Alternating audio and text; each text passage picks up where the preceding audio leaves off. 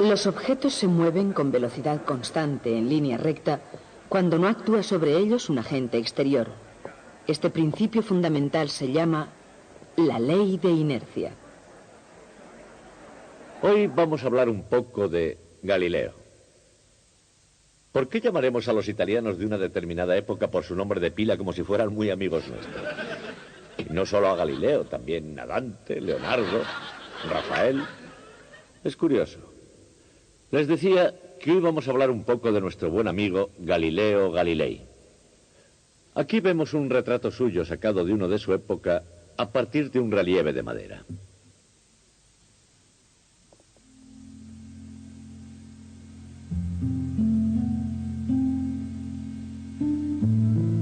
En 1564 nacieron dos hombres muy importantes, William Shakespeare en Stratford y Galileo Galilei en Pisa. Galileo comenzó los estudios de medicina en la Universidad de Pisa, pero pronto se dio cuenta de que la medicina no era lo suyo.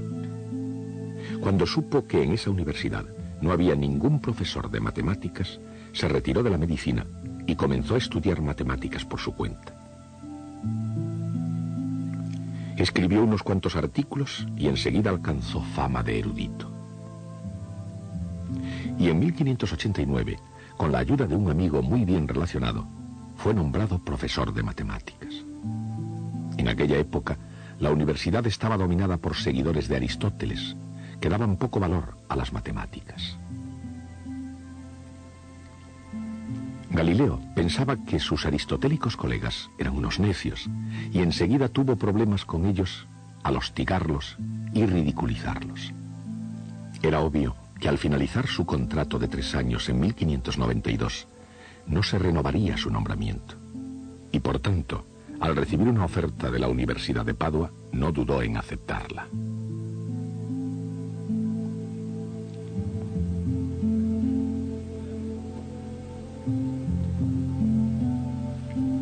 En Padua, explicó la geometría de Euclides, la astronomía de Ptolomeo y la mecánica de Aristóteles. Su investigación iba dirigida a la caída de los cuerpos y a los planos inclinados.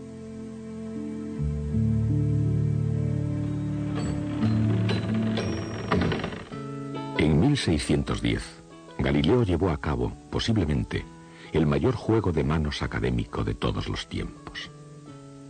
Un pulidor de lentes holandés, llamado Hans Litteri, había descubierto un extraordinario aparato, el telescopio. Cuando Galileo se enteró de ello, pensó de inmediato cómo podría funcionar aquello.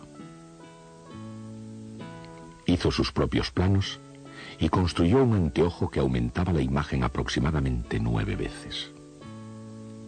Convocó entonces a los grandes de la ciudad de Venecia para una demostración en la famosa torre de la plaza de San Marcos. Y les dijo: contemplen el horizonte con este aparato. Con él se puede ver un barco que se aproxima a la costa 2 horas antes de lo que se vería con una vista de lince.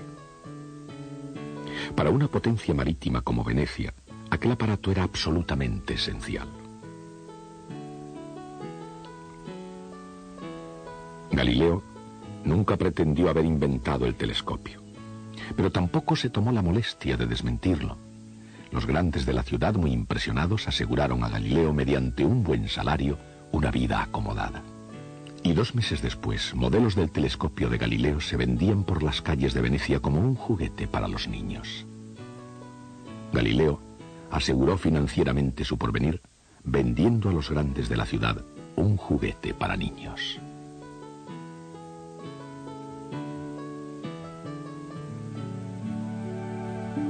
Pero Galileo tenía en mente cosas mucho más importantes en relación con el telescopio.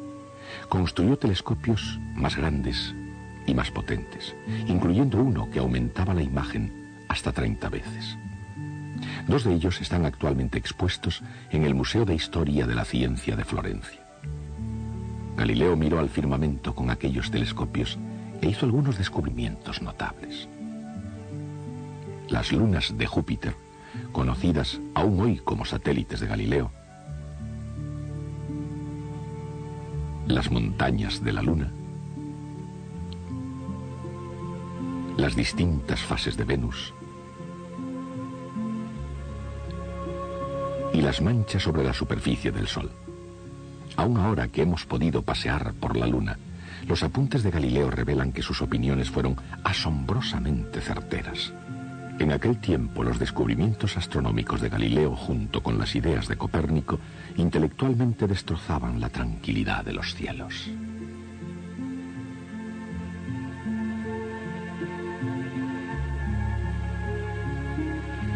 Cualquiera que se atreviese a mirar por el telescopio de Galileo, lo que vería sería el comienzo del fin de las ideas de Aristóteles y Ptolomeo sobre el mundo, y el comienzo de un sinfín de dificultades para Galileo Galilei.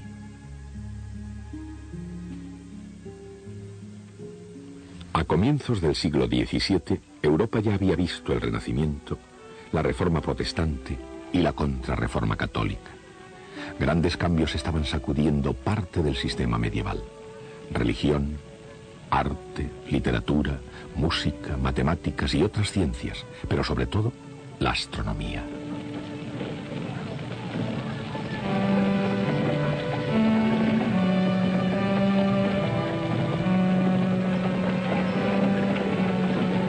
Antes del Renacimiento, la mecánica aristotélica y las ideas de Ptolomeo sobre las esferas celestes estaban a la orden del día. Eran el orden lógico, aceptado, indiscutido y natural del universo. Y así había sido hasta que un día a un monje polaco se le ocurrió mirar hacia arriba y vio las cosas de modo diferente. En oposición a la opinión de Ptolomeo, Copérnico vio la Tierra como otro planeta girando alrededor del Sol. En el seno de la Iglesia Católica, algunos vieron el sistema de Copérnico como una amenaza. Les parecía, al igual que la propia herejía protestante, un desafío a la autoridad absoluta del Vaticano. Pero no obstante, la Iglesia tardó 75 años en dar a conocer su plena desaprobación. Y entre tanto, tenía un problema mucho más próximo a ella que el Sol. Católicos y protestantes se enzarzaron en una guerra por el verdadero espíritu de Europa. Copérnico, como Lutero, dudó de la interpretación que la Iglesia daba a la Sagrada Escritura. Pero por otra parte, el sistema de Copérnico también desafiaba el más elemental sentido común.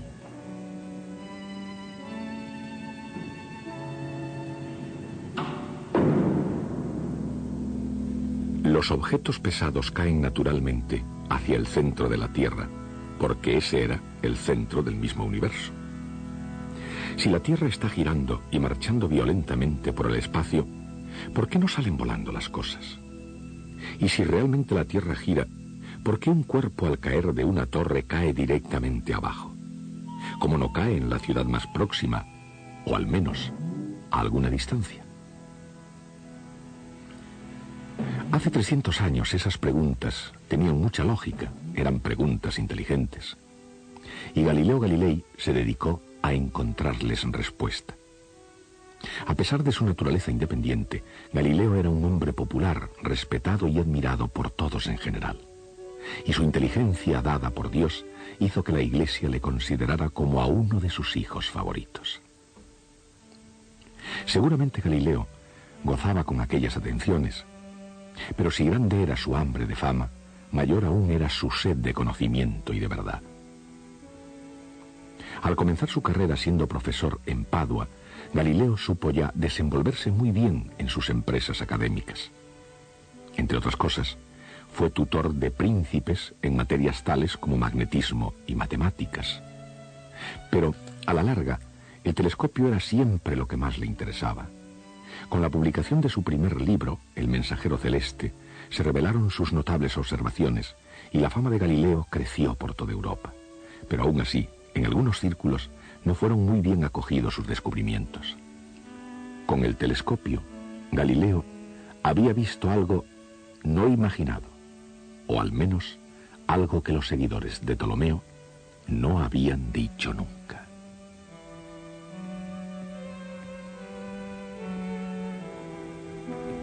Las lunas de Júpiter parecían demostrar que la Tierra no era el centro de todo el movimiento celeste. Probaba aquello que Copérnico tenía razón. En contra de la doctrina tanto de Aristóteles como de la Iglesia, ¿era la Tierra simplemente otro planeta que giraba alrededor del Sol? Si aquello era cierto, se mantenía la pregunta: ¿por qué no rueda todo hacia afuera? La opinión de Aristóteles era que todo tenía un lugar propio según su naturaleza, al cual tendía a volver, y el propio sentido común parecía confirmar aquellas ideas de reposo y movimiento absolutos. Y basándose en experiencias cotidianas, ¿cómo podía pensarse seriamente que la Tierra estuviera lanzada violentamente por el espacio?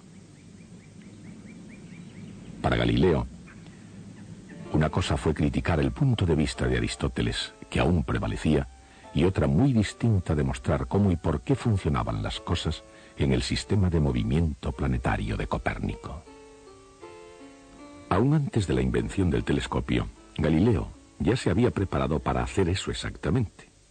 Para poder asentar los fundamentos de su ley de caída de los cuerpos, estuvo observando y midiendo concienzudamente el tiempo que tardaban las bolas en rodar por planos inclinados. Esos experimentos le condujeron también a otra profunda idea, que más tarde se conoció como la ley de inercia.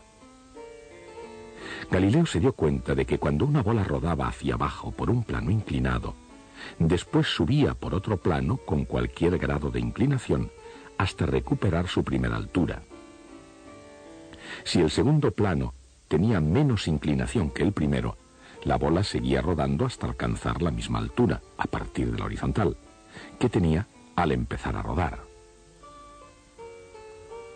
Cuanto más próxima a la horizontal fuera la inclinación del segundo plano, más lejos llegaba la bola.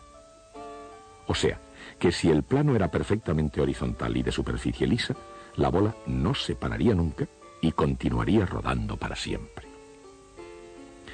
Este fue el decisivo experimento que Galileo necesitaba para poder explicar por qué las cosas, incluyendo a sus críticos, podían mantenerse sobre una superficie dando vueltas. Un cuerpo en movimiento horizontal tiende a conservar el movimiento que lleva. En la superficie de la Tierra todas las cosas están en movimiento horizontal, exactamente a la misma velocidad que la propia superficie, y no hay rozamiento que afecte al movimiento de esos cuerpos porque todos se mueven juntos. Con tan espectacular concepción, Galileo derribó el antiguo dogma aristotélico de que era natural a todos los cuerpos tender al reposo. Pero aunque la idea de Galileo fuera muy brillante, no era del todo exacta. Influido aún por la idea platónica del movimiento circular, Galileo pensó que un cuerpo continuaba siempre en movimiento, pero solo horizontalmente, no en línea recta, sino dando vueltas, siguiendo a la superficie de la Tierra. Una generación más tarde, René Descartes puso en orden todo esto, dando a la ley de inercia su última forma. Los objetos en movimiento no tienden por sí mismos hacia el reposo, tienen tendencia a continuar como están hasta que algo se interfiera. Ahora es más fácil de entender que en los tiempos de Galileo. Hoy en día pocos se atreverían a negar que la Tierra gira alrededor del Sol, que el Sol gira alrededor de una esquina de una galaxia, que esa galaxia se mueve sola en un racimo de galaxias, todas marchando a gran velocidad por la inimaginable inmensidad del universo. ¿Cómo se puede encajar la idea de reposo en este gran esquema de cosas? No se puede. Nada en el universo va hacia el reposo. Por el contrario, todo continuará moviéndose como esté, en línea recta y velocidad constante, hasta que algo se interfiera. Ese es el principio de inercia. Y es una teoría tan sencilla y tan profunda como cualquier otra idea sobre la que se haya reflexionado.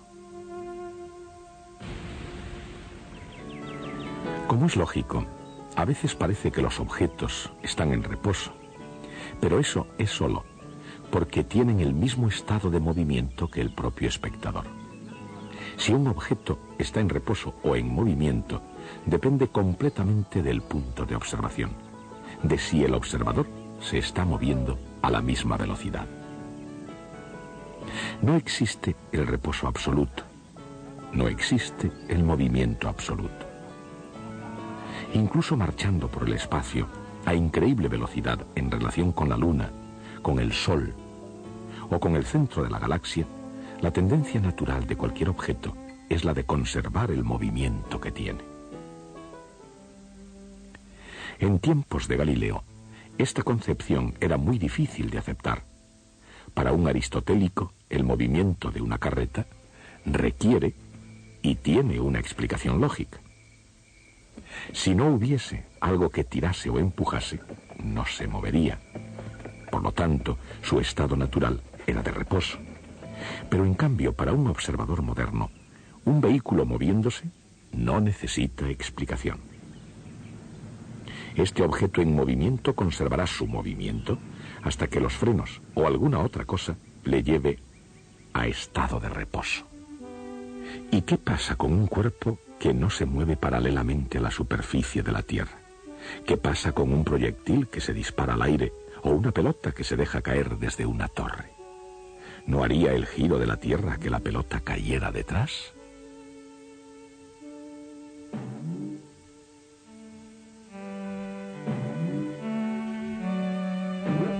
Galileo dijo que no.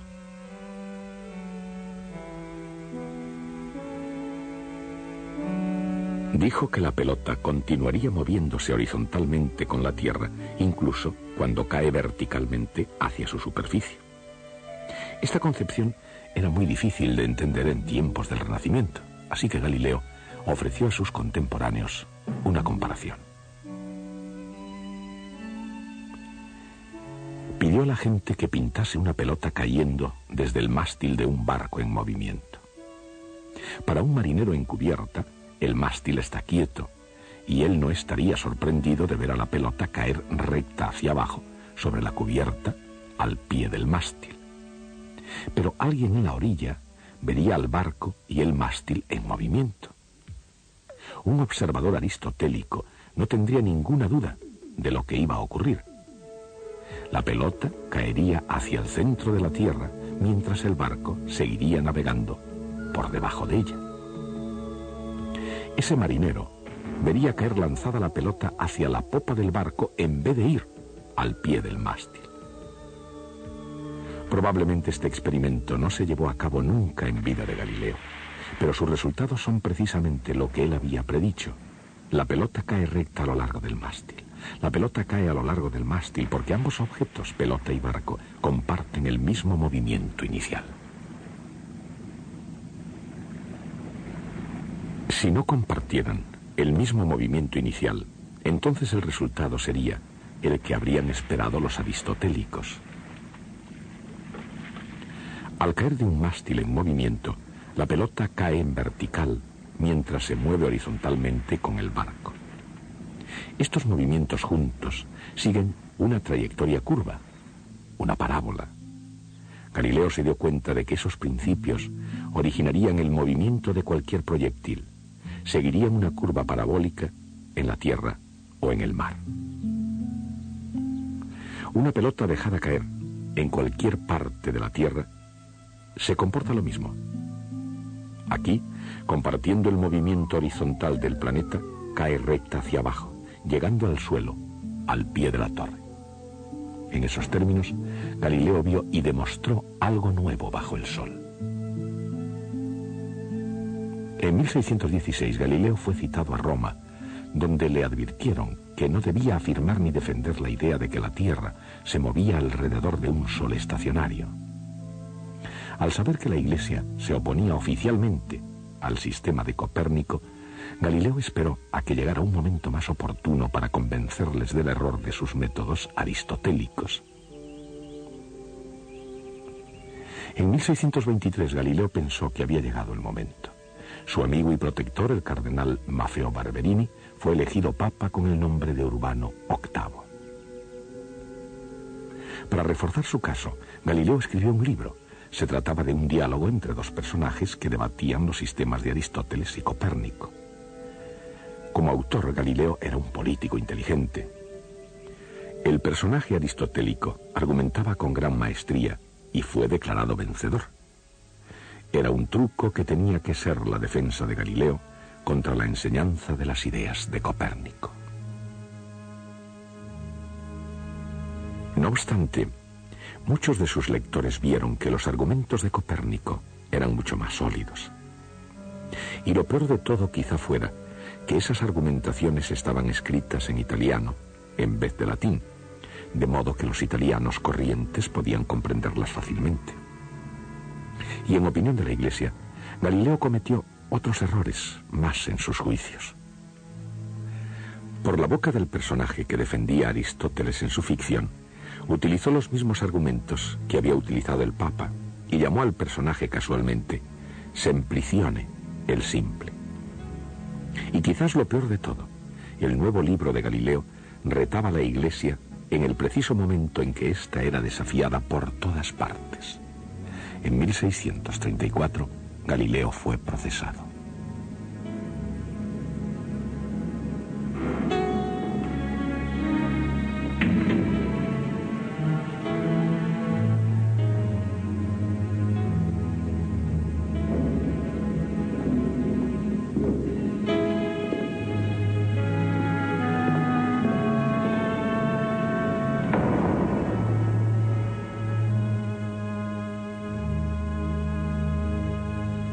Su fama y prestigio hicieron impensable llegar más allá de amenazarle con la tortura. Pero para Galileo, que entendía mucho de máquinas, aquello fue suficiente. Rechazó públicamente el sistema copernicano de movimiento planetario. Irónicamente, en el futuro, ningún científico serio negaría la evidencia de Galileo. El principio de inercia concebido por Galileo y perfeccionado por Descartes, llegó a ser la primera ley de la mecánica de Isaac Newton. En lo que concierne a la Iglesia, con el tiempo, el nombre de Galileo fue rehabilitado. Pero hubo de transcurrir largo tiempo. En fecha tan reciente como 1983, la controversia de Galileo estaba todavía sin resolver. En ese año, 1983, el Papa Juan Pablo II pidió que la discusión entre Galileo y la Iglesia terminase de una vez. Dijo: volvamos ahora nuestra mente hacia una época en la que se había desarrollado una grave incomprensión entre la ciencia y la fe. El resultado de malentendidos y errores, solamente con un humilde y paciente nuevo examen, se han podido ir disipando de forma gradual. La misma Iglesia aprende de la experiencia y con reflexión, y ahora comprende mejor el significado que se debe dar a la libertad de investigación. Pero en aquel tiempo, ni siquiera para un famoso científico, con un imperdonable ego, la humillación pública fue considerada castigo suficiente.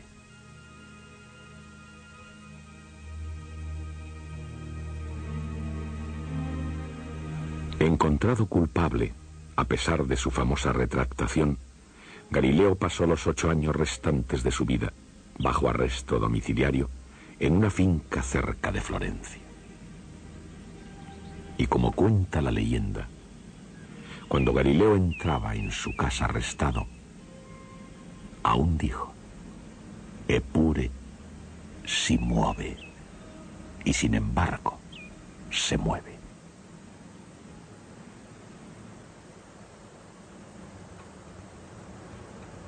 Galileo se hizo realmente famoso por sus grandes descubrimientos con ayuda del telescopio. Antes de eso, solo le conocían algunos especialistas, pero después su fama se extendió por toda Europa. Como hijo fiel de la Iglesia, comprendió el error que ésta cometía al volverle la espalda a Copérnico, pero la Iglesia, entonces presionada por la Reforma, se vio obligada a endurecer su postura con respecto a la interpretación literal de la Sagrada Escritura. Galileo fue ingenioso y arrogante, y pensó que él podría hacer cambiar la opinión de la Iglesia con la sola lógica de los argumentos científicos, cosa que podía haberse logrado antes, cuando la Iglesia era intelectualmente más flexible, pero en el siglo XVII no había esperanza. Galileo hizo incluso algo peor. en vez de escribir en latín que solo unos cuantos eruditos hubieran podido entender, escribió en italiano, que entendía todo el mundo. Un desafío que la Iglesia no podía ignorar. Y así, en 1634 fue procesado. A pesar de abjurar públicamente de sus ideas copernicanas, le hicieron pasar los últimos 8 años de su vida arrestado en su finca, en Arcetri, muy cerca de Florencia. Cuando murió, su cuerpo fue enterrado en una catedral, y todavía allí, en la iglesia de Santa Cruz de Florencia, está enterrado la mayor parte de su cuerpo. Me gusta pensar que Galileo fue un provocador hasta el fin. Uno de sus dedos fue exhibido en el Museo de Historia de la Ciencia. Hasta el próximo día. En la ley de inercia se oculta el hecho de que todo movimiento es relativo. Si un cuerpo está en movimiento o en reposo, depende estrictamente del punto de observación del observador.